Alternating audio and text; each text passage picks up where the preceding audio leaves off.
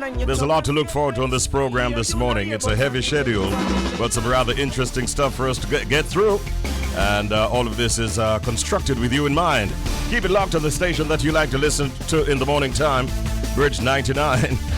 We're on 99.1, 0.3, 0.5, 0.7, and 0.9 on the FM band, and we're streaming around the world at www.thebridge99fm.com. Some of the things happened on the weekend. I hope it was a good one for you. And, wow, we're thinking about Port Antonio, Portland right now on that major fire that took place over there with burning down some buildings in the market area there. Areas that I know very, very well. We just want to say good morning to our friends in Portland and let you know that we have you in our thoughts. We're going to talk some more about that later on this morning. We're here with you right now, getting into our next item on the agenda, which is WTF, What the Fact? Now, I want to share some information about chimpanzees this morning because I didn't know this. I'm learning this for the very first time, that chimpanzees love to get drunk. Let's take you to Guinea in West Africa, where people generally tap raffia palms and collect the sap, which has an alcohol content between 3.1% and 6.9% by volume. Now, while locals love to drink the sap, so do chimpanzees, I'm being told. So while a chimp isn't going to join you for a shot of tequila or 1, 2, or 3 maybe, they have been observed using chewed up leaf sponges to drink fermented palm sap together, swilling enough of the good stuff to display visible signs of inebriation. That is, them fall asleep. Yeah. Them get drunk and fall asleep. So of the chimps, some of the chimps actually consume about 85 milliliters of alcohol in a single sitting, roughly equivalent to a bottle of wine. Hold on, see one on the screen there.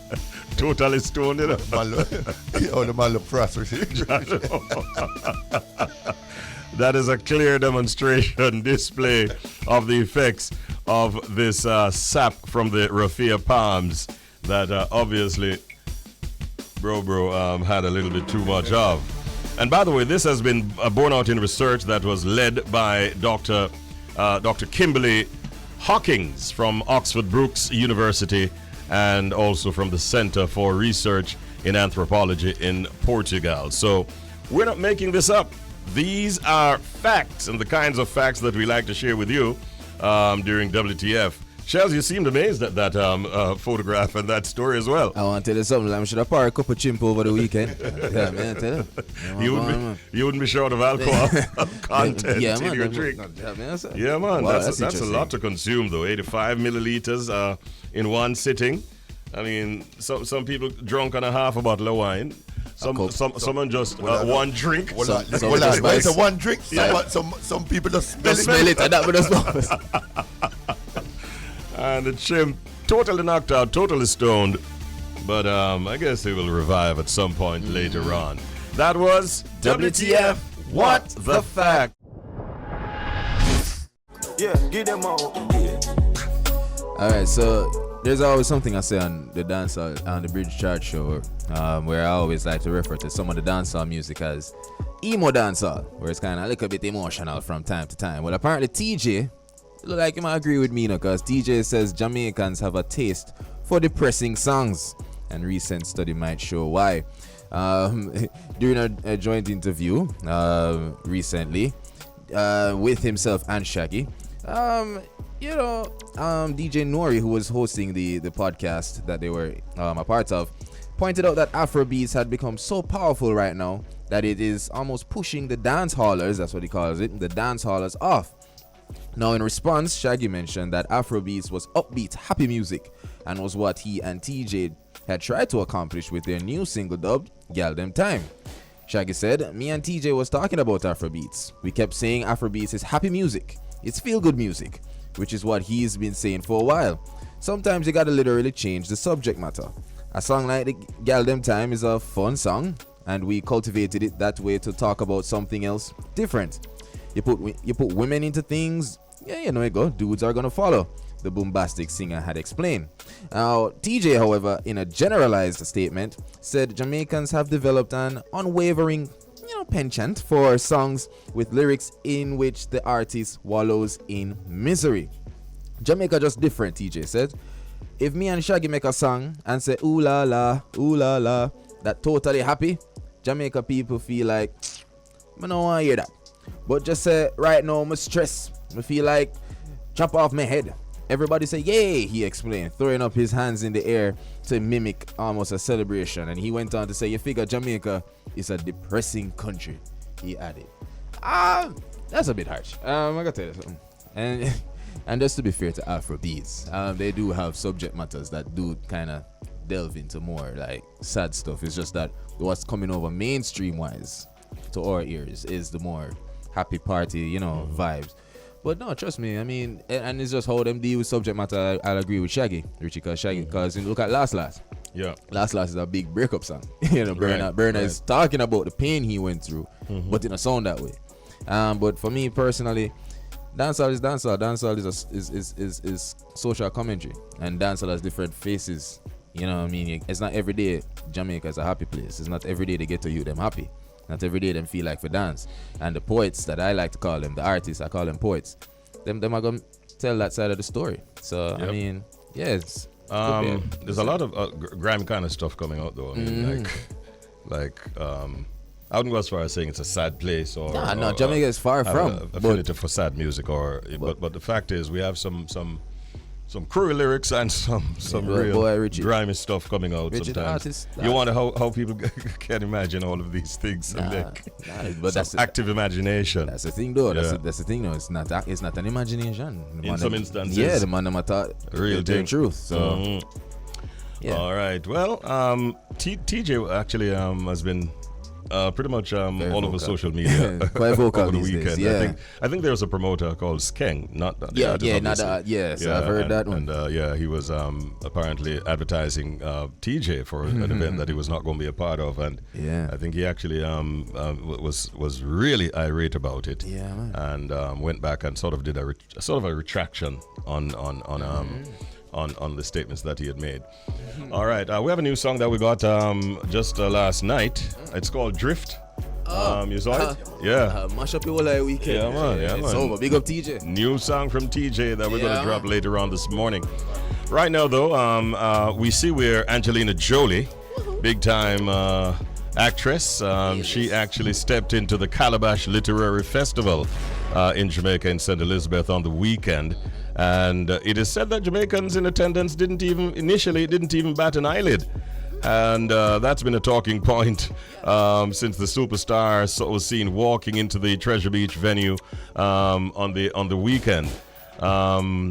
She went into Jake's and people were just like, okay, that's another guest here turning up. She has been seen in photographs, and she was also there signing autographs and so on nonetheless, and seemingly warmly welcomed. Shelz was at the festival. Yeah. And how good was it? It was a fantastic turnout. Big up Ange. I like to call her Ange. I missed her by skin on my teeth. Big up Ange. The first question I asked Shelz, did you get a photograph? Nah. She tried to contact me, but the thing go. You were busy. Different schedule, otherwise different occupied. Times, but I do understand that feeling of like people quote unquote not batting an eyelid. That's how Jamaica deal with kind of like celebs on them for. They kind of don't want to bombard them. But once they realized she was there, like Problem. Yeah, people were excited to take photos and stuff. Yeah, but Salt there. No, but it was a really good turnout. A lot of members of parliament and of government officials, like a lot of persons showed up. It was a good look. And big up security, security was just all over the place, and you never felt like was being bombarded. It's a literary festival that has really grown tremendously over the years, and now it is attracting a lot of big names locally and internationally.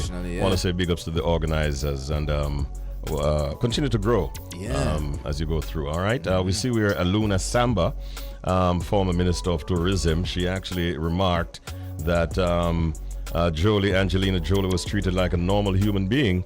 And the fact that Jamaicans do not impose themselves on celebrities was something that even on Twitter they were doing a lot of commenting about.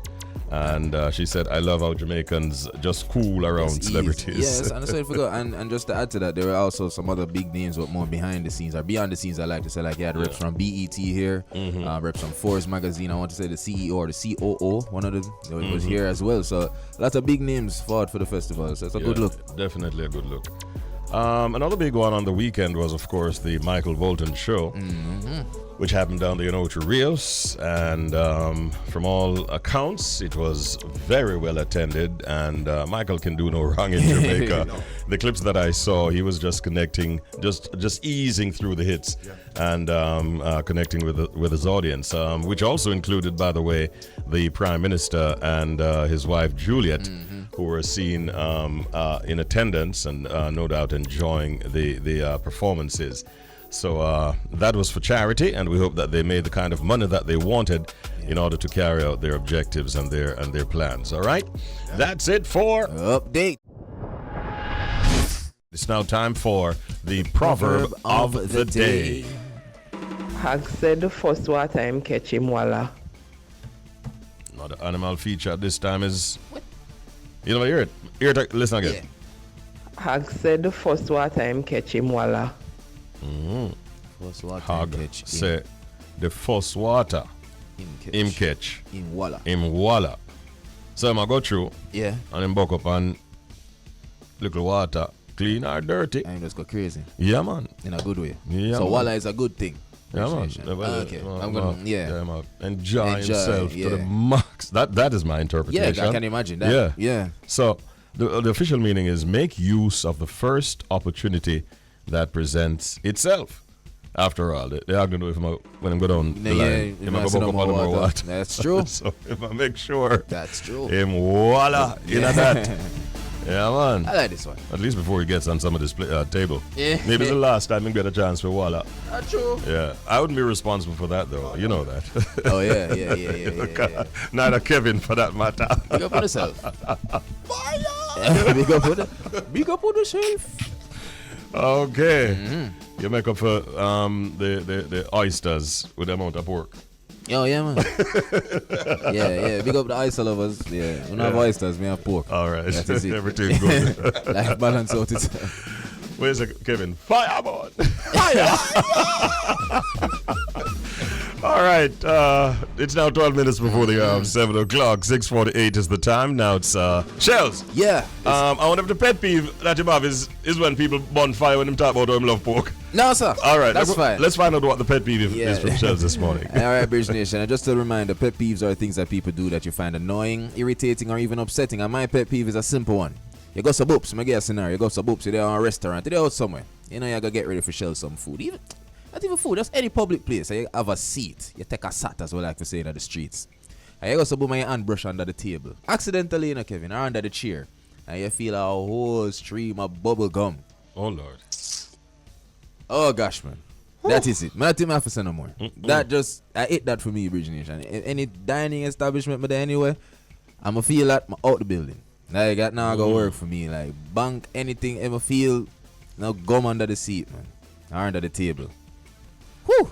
Yeah. Out the building. That's Can't work for me. So that's my pet peeve. It's an ick, as the girls like to say. It's an ick. I don't like that one. That's, yeah, man. I want to make your skin crawl. Wow. Yeah. All of it. For that matter. I will say, though, it's been a while, though. Since you've had that experience. Since I've had that experience. Yeah. So we'll give thanks. Big up the establishment. So, well, you see, I haven't forgotten it, even although time has elapsed, because it's just so annoying. Man, sometimes, and worse if you buck up on one dry. Oh, gosh. Woo, fresh. Yeah, that's a pet peeve of many of us, all right?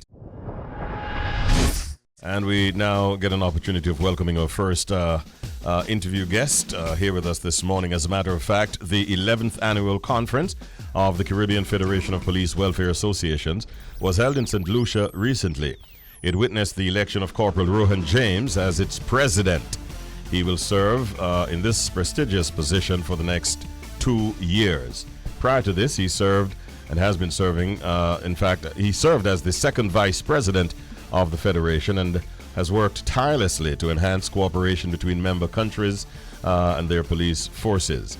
The Caribbean region already has a history of increased crime rates. The police welfare associations serve as a vital organization, ensuring that the police forces receive adequate support and resources to carry out their duties. The election of Corporal Rohan James as president is indeed a welcome move, given his experience and dedication to service.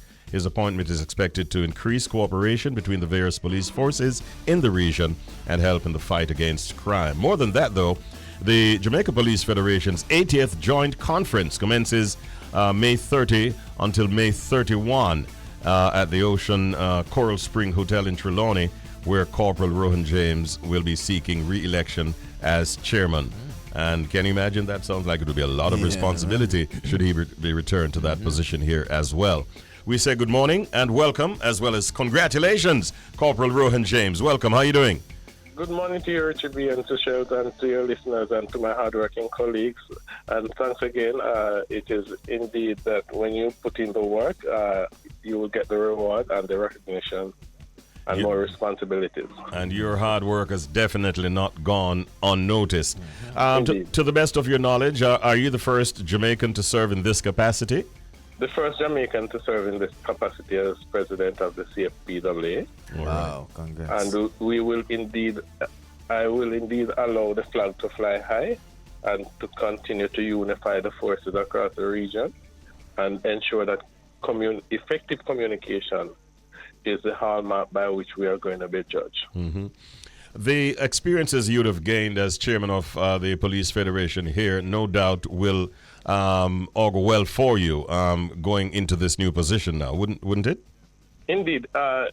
What it does, Richie, it enables me to be able to maximize with a dynamic team that has been elected from across the region to ensure that I hold that team together and for the mandate for which we have been given to ensure that the tasks and assignments that are afforded to us, we execute them in a timely manner so that the members across the region can benefit. And if you can, what would some of these tasks, responsibilities be like at the Caribbean level? The main issue that is currently at the forefront of our mandate is that sufficient resources and healthcare are not being afforded to our members across the region. We underscore that the remuneration aspect of it also is very poor, and the relationship with commissioners across the region and ministers needs to be significantly improved in order for us to get to where we believe that we should be and to be able to focus on crime, criminality, and corruption across the region. Now, Corporal James, as it relates to just helping me get some clarity, how does the Police Welfare Association support and ensure adequate resources for police forces in the Caribbean region?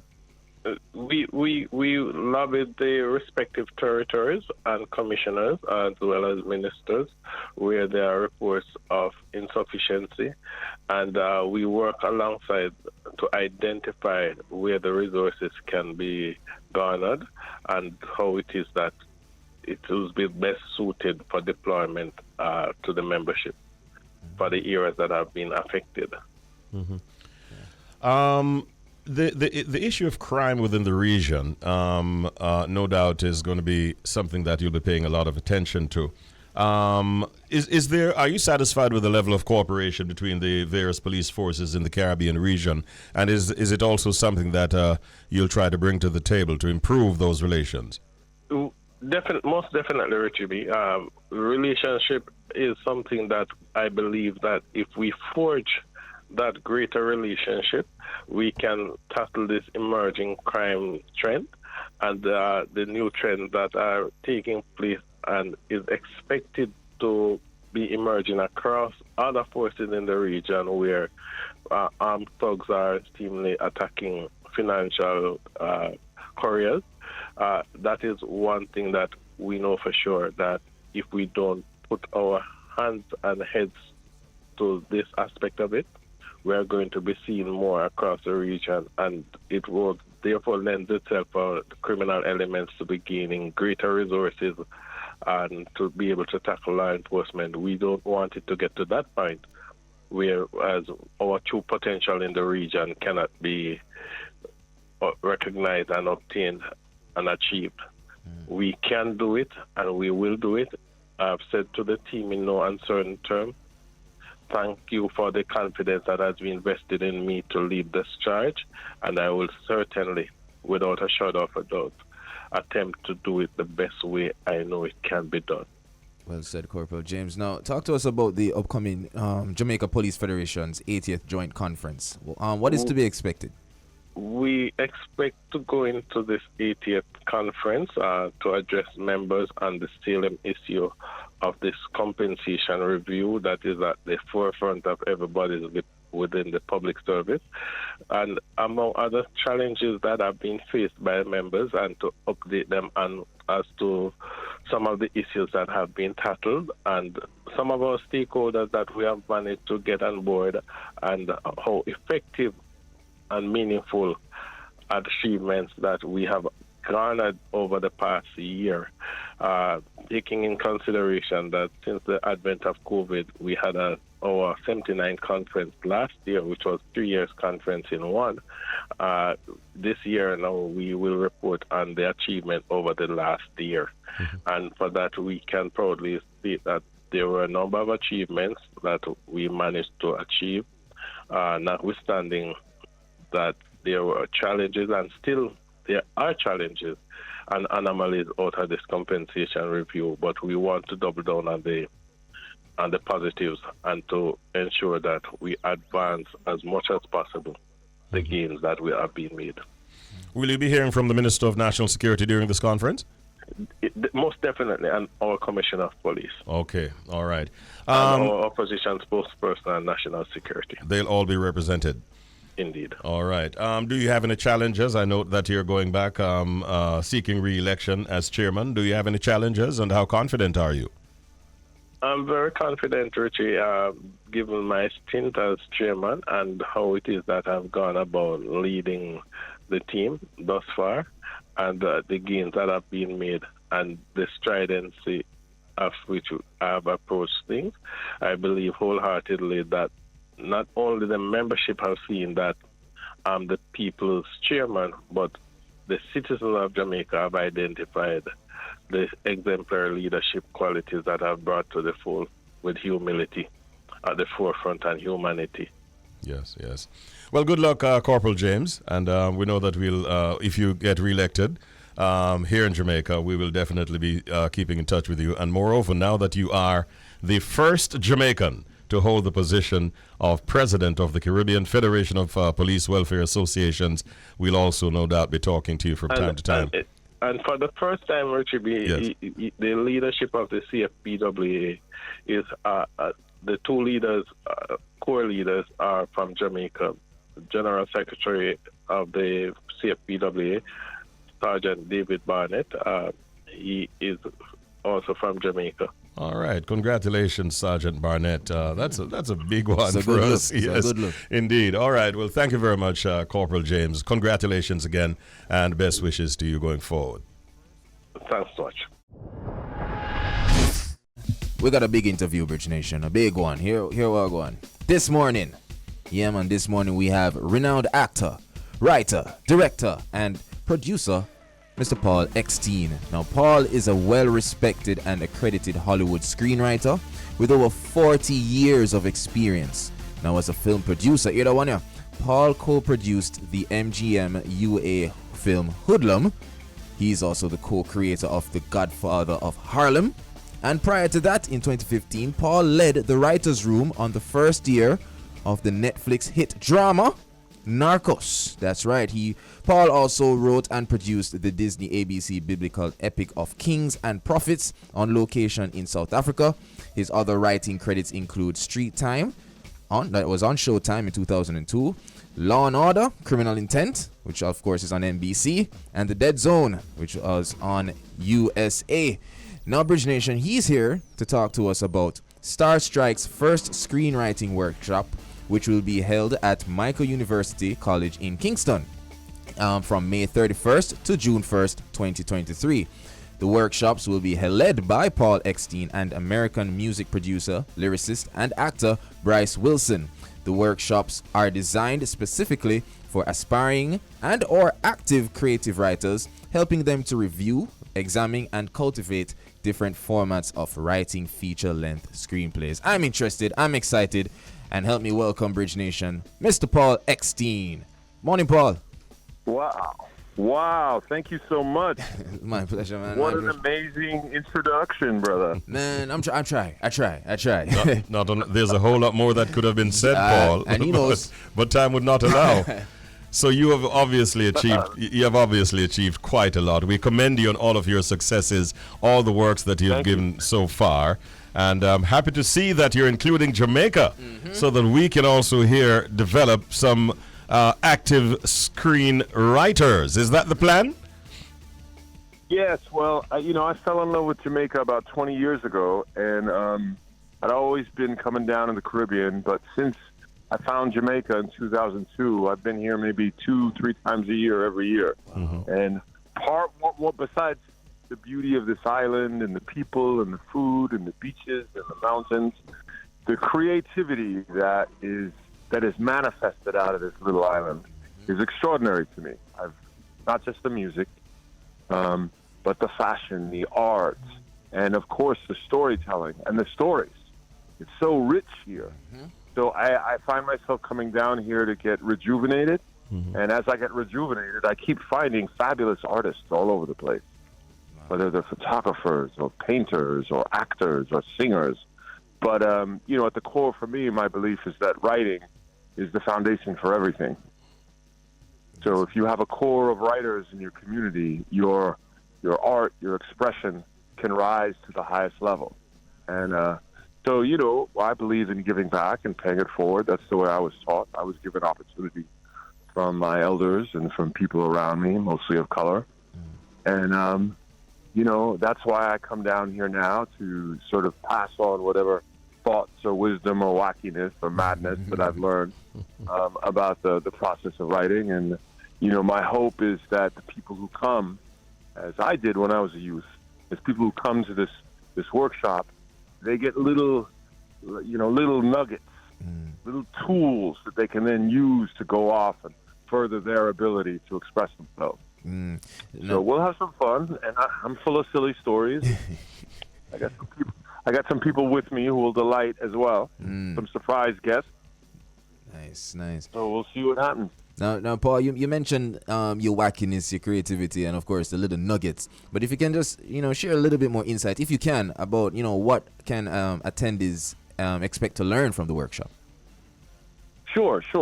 Well, in the mornings, on both Wednesday and Thursday, I'm really going to focus on the process of writing. Literally, when you write screenplays for television or film, there's certain rules. There's almost an algorithm that you find, or equations that you find that you need to start with, so that you can flow.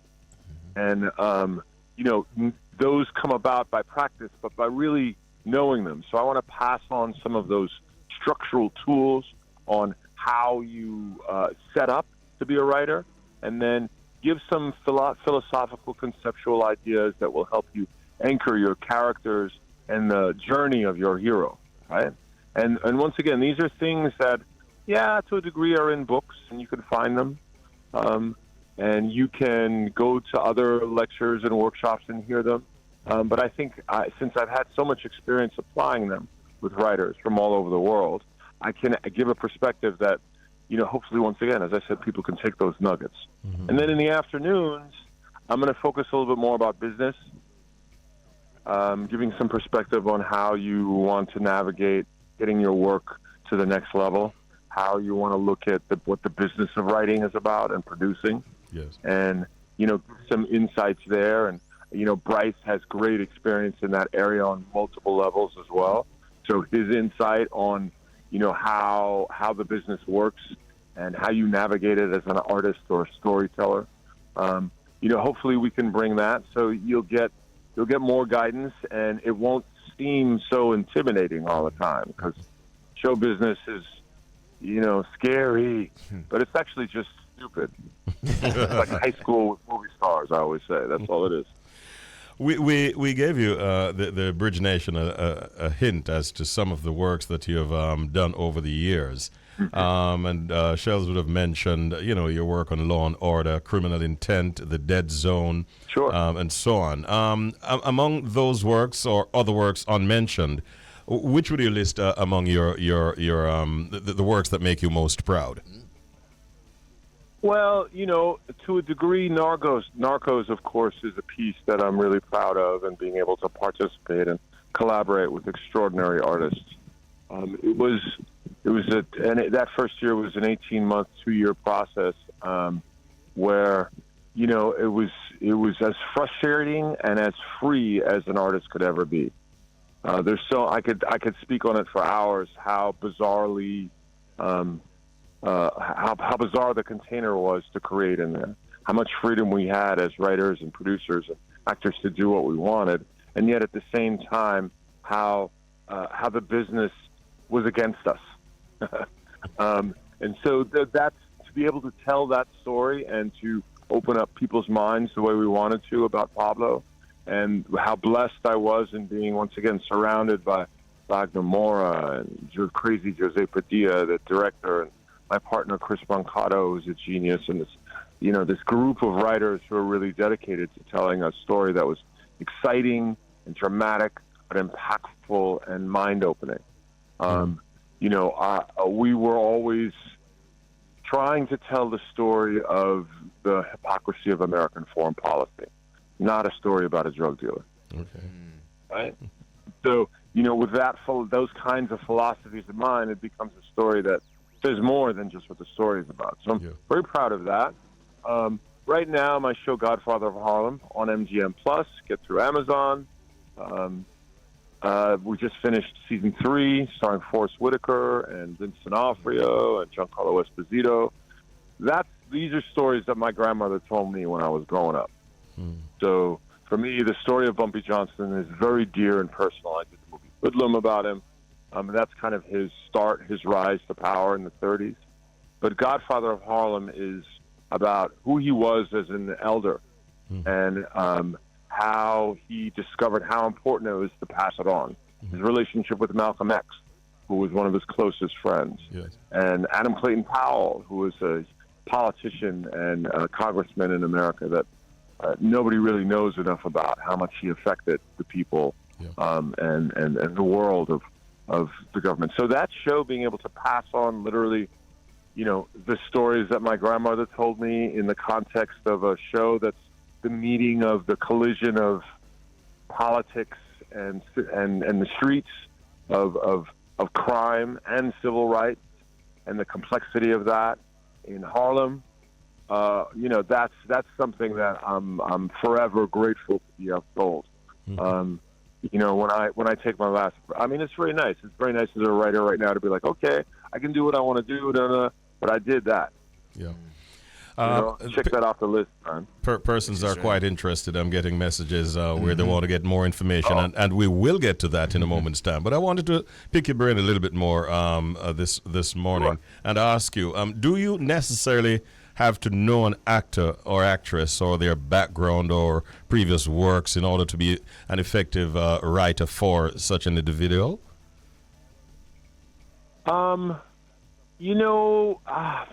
Most of the time, it helps if you have some kind of relationship with the actor. But in some ways, it's sometimes better if you start out fresh and you have to learn each other as you go along.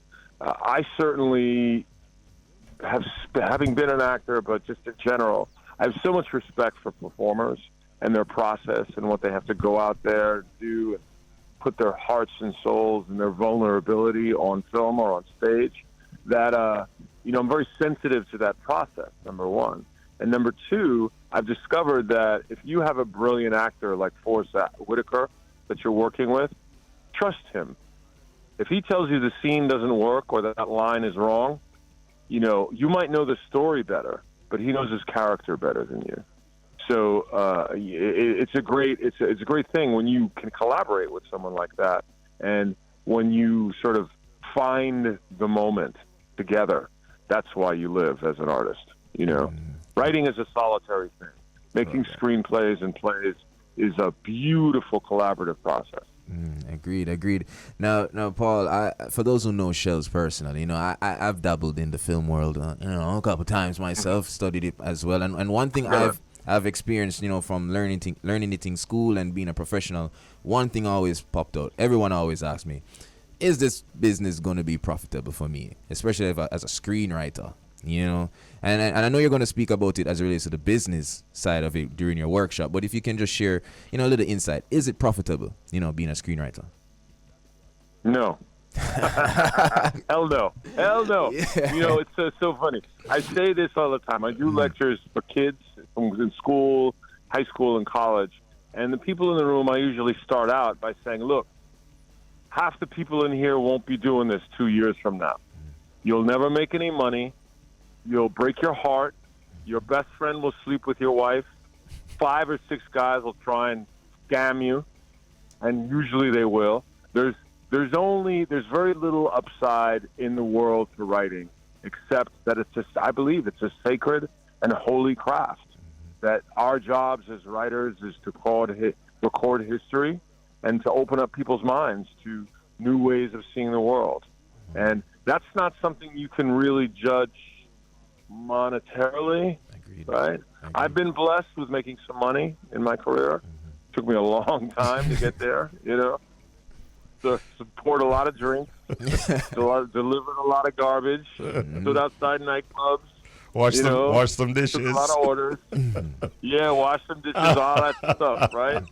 To get there, believe me, you can spot it.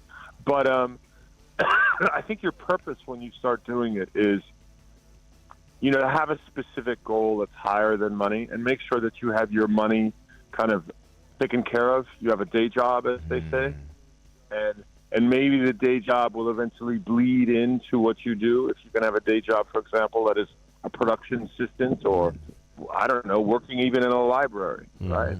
Something where you're around the craft, around writers and writing.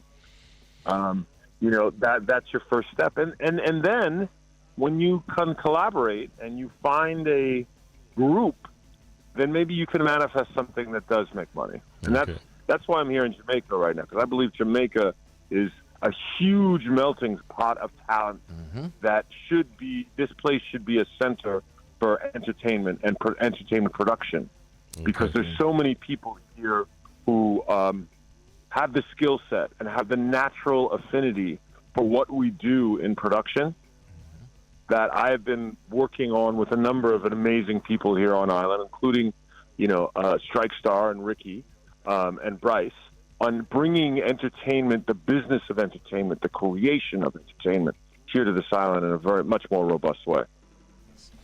All right, big ups to all the actors and actresses out there. I don't know if you heard as well that Angelina Jolie was here with us in Jamaica on the past weekend.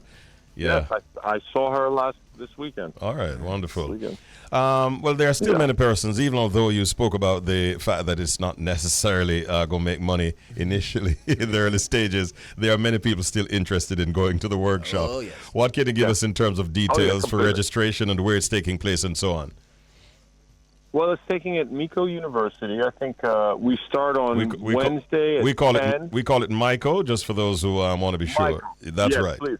Yeah, please. You guys got to help me here. No worries. It's Mico University. Wednesday and Thursday, 10 to 1 is the first session for the writing. And then the business writing is in the afternoon from 2 to 5 every day. Okay. All right. And for registration?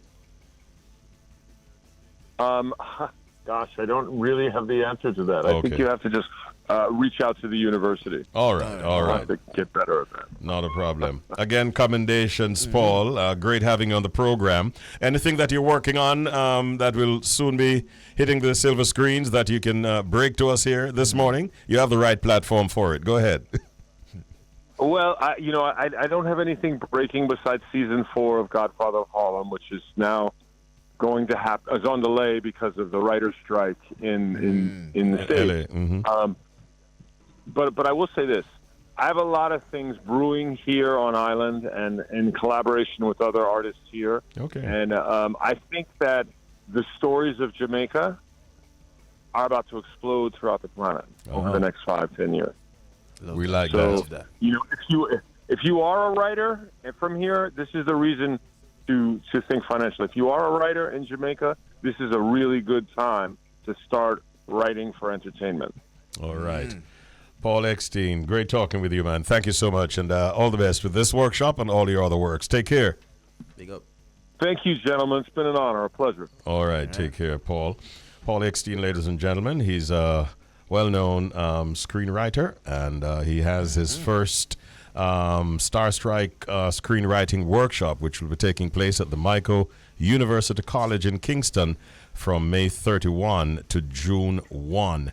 And they will be led by himself and American music producer, lyricist, and actor Bryce Wilson, and other very specially invited guests and presenters. It's going to be 3 days of activity, or 2 days really, at Mico. You got some information, James? Yeah, and just to help with registration. So the registration deadline will be made. Oh, hold on, let me check the date there. Yeah, so the registration deadline has passed. You know, it was on May 23rd. Okay. At www.strikestarint.com/workshop. So I'm guessing, you know, the registration process is done, but it's $2,500 at the door for those who still want to show up and support the initiative. So all right. $2,500 at the door at Mico, and you this is a good money that. Yeah. Maybe it's worth your while to go to strikestar.entertainment.com/workshops just to check same way. Yeah, to see what's going on. All right. Good luck. The Heavyweight Rockaz in the building, and the drum and bass duo Heavyweight Rockaz comprises, of course, Wayne Unga Barunga Thompson and Jason Welsh Bass Welsh, who are both here in the studios with us at this time. Unga is, of course, the producer for Notice Records, and they released recently the Free Spirit Riddim, and it is doing very, very well. A long list of artists are on that project. Zamunda, people like Heavyweight Rockaz themselves, Choir, Kumar, the likes of Bugle and Sprague Benz, Tony Rebel, and more. And so we're very happy to have them in the studios with us right now. We say good morning, Welsh Bass, you reach. Yes, I. Greetings, Grand Rising. Yes, I. And bless up to, of course, my brethren, Unga. How you do, sir? Yeah, we there give thanks, you know. Yeah, man. Yeah, man. Heavyweight Rockaz.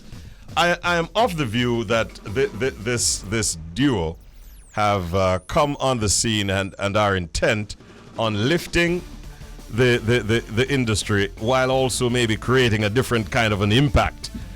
Is my interpretation correct? Well, definitely. You know, and tell us how. Because, you know, we are musicians, and, you know, we started out from Edna Manley learning music, and even before Edna Manley from church. And, you know, so we go through the ropes and come play for different kind of artists. And, you know, we love dancehall, we love reggae. And the Most High gave us all this gift, and we've learned a lot. So it's just natural for us to, you know, give back, you know, to the community, to the world, what we have learned and studied and practiced in music, you know, especially in reggae music, you know. But your delivery is different. I mean, it's different from what we are accustomed to. There's a point in some of your presentations where it's almost like we're blending rock with reggae, and it generates a good vibe with your audiences. How are you different in that respect, BSC? Well, the drum and bass element of the band is the main aspect, and that comes with rock and reggae. You know that reggae, the foundation of reggae is drum and bass. Yes. You know? So we do a lot of dub as well, you know. So we get inspiration from different genres. So rock rock is a part of it also because we like that aspect of it. So that's just how we play, you know. Yeah. Yeah. You know, Unique. You're very unique. And I've had the pleasure of watching the Irie play a few times. And there's something I've always found very interesting, gents. The fact that, musicians for a long time in reggae almost have up on the behind the scenes type of vibe, not center stage thing. How difficult, or if there was any difficulty at all, was it difficult, kind of transitioning from beyond the scenes and being the main event, the main act? Yeah, it's challenging, but is what, because we love what we do, and we're privileged to play for artists who accommodate us doing our dub vibe. When we work with Jesse Royal and Ibamar, more, we get to express our, Individual.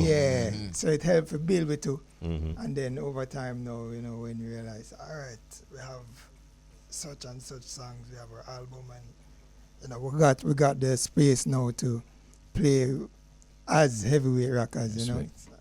So it was a natural progress, but it kind of tedious because you don't know it. And we also we have a message too we want to say and spread too, and staying behind the scene not gonna work. So we just have to step forward and do the thing. Respect. I know that Unga regularly plays drums for Barris. You just recently did a series of shows in the Caribbean, right? Accurate. And those went down very well from all accounts. Yeah, man, they're majestic, the mighty man, Yeah, man. It's a joy to see. I think the US is calling next, and so we want to wish you and that crew all the best. Barris, big up yourself. Every time. Welsh Bass, you also regularly play with any other artists per se? Well, sometimes, but now I kind of sit back a little bit and doing more studio recording, so more sessions now. Okay. The man in a studio with Clive Hunt. Some real generals you work with, brethren.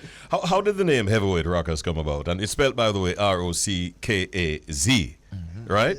How did the name come about? Well, Heavyweight Rockaz still really is, we done name notice already, and that was from the inception coming from school, and I say, what could we really add to this, and when we check our delivery, it has the rock element in it. It does. And when we are talking about drum and bass, we are talking about the weight, because we're exposed to like one big audience and different type of deliveries of show.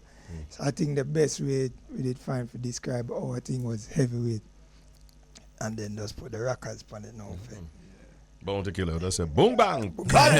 And it kind of indeed. Now Unga, one reason about the new rhythm, Free Spirit Riddim. Can you tell us a little bit about the creative process behind it, and how was it, as it relates to deciding on who to collaborate with? Got enough people up on the project. Well, yeah.